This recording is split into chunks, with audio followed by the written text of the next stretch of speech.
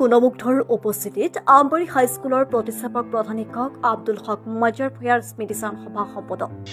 CPIMৰ party আৰু আমবাৰী উচ্চ মাধ্যমিক বিদ্যালয়ৰ উদ্যোগত অনুষ্ঠিত হয় এই সভা। এক শোকাকুল পৰিৱেশৰ অগণন গুণমুগ্ধৰ উপস্থিতিত আজি আমবাৰী হাইস্কুলৰ প্ৰতিষ্ঠাপক প্ৰধান শিক্ষক তথা কমৰেড আব্দুল হক মজাৰ ভূঞাৰ সোঁৱৰণত এখন স্মৃতিচাৰণ সভা সম্পন্ন হয়।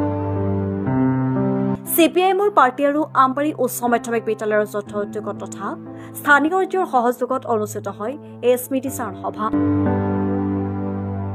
উক্ত স্মৃতিচাৰণ সভাত উপস্থিত থাকে অসম জাতীয় পৰিষদ দলৰ প্ৰচাৰ সম্পাদক জিয়াউৰ ৰহমান, নীলবাগান মডেল উচ্চতৰ মাধ্যমিক বিদ্যালয়ৰ অধ্যক্ষ ফৈজ মহম্মদ বৰভূঞা আদিকে ধৰি বহু ৰাজনৈতিক নেতাৰ লগতে বহু বিশিষ্ট ব্যক্তি। এই অঞ্চলৰে এগৰাকী বিশিষ্ট নাগৰিক আৰু অসমৰ কমিউনিষ্ট আন্দোলনৰ এগৰাকী অগ্ৰণী নেতা চাহাবৰ আজি স্মৃতিচাৰণ সভা। আমি ইয়াত আহিছো তেখেতক শ্ৰদ্ধা জনাবৰ কাৰণে, তেখেতৰ পৰিয়ালৰ প্ৰতি সমবেদনা জ্ঞাপন কৰিবৰ কাৰণে বিভিন্ন মানুহ আহিছে স্মৃতিচাৰণ সভা।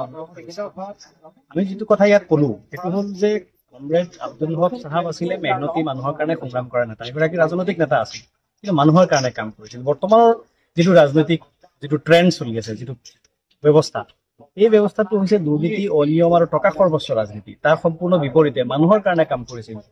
এটা গোটেই জীৱন তেখেতে এখন শিক্ষানুষ্ঠানৰ নেতৃত্ব দি বিনা বেতনে কাম কৰি অৱসৰ লৈ এই পৃথিৱীৰ পৰা মেলানি মাগি গুচি গ'ল, এটা টকাও নললে। সেই মানুহগৰাকী এগৰাকী মহান মানুহ আছিল। তেখেতৰ প্ৰতি শ্ৰদ্ধা নিবেদন কৰিবৰ কাৰণে আমি আজি সমবেত হৈছো। আৰু তেখেতৰ যিটো আদৰ্শ যে মানুহৰ কাৰণে কাম কৰা, নিস্বাৰ্থভাৱে কাম কৰা, ৰাজনীতিক সেৱা হিচাপে আমি যিটো কথা সদায় কৈ থাকো যে ৰাজনীতিক সেৱা, ৰাজনীতিক ব্যৱসায় নহয়, সেই কথাটো কিন্তু আব্দুল হক চাহাবে দেখুৱাই থৈ গৈছে। আৰু সেইকাৰণে আমি তেখেতক আজি শ্ৰদ্ধা নিবেদন কাৰণে উপস্থিত হৈছো। তেখেতৰ আদৰ্শ, তেখেতৰ কাম কাজ অমৰ হৈ থাকক, তেখেতৰ আদৰ্শ গ্ৰহণ কৰা আৰু মানুহ ইয়াত ওলাই আহক, সেইটো আমি কামনা কৰিছো।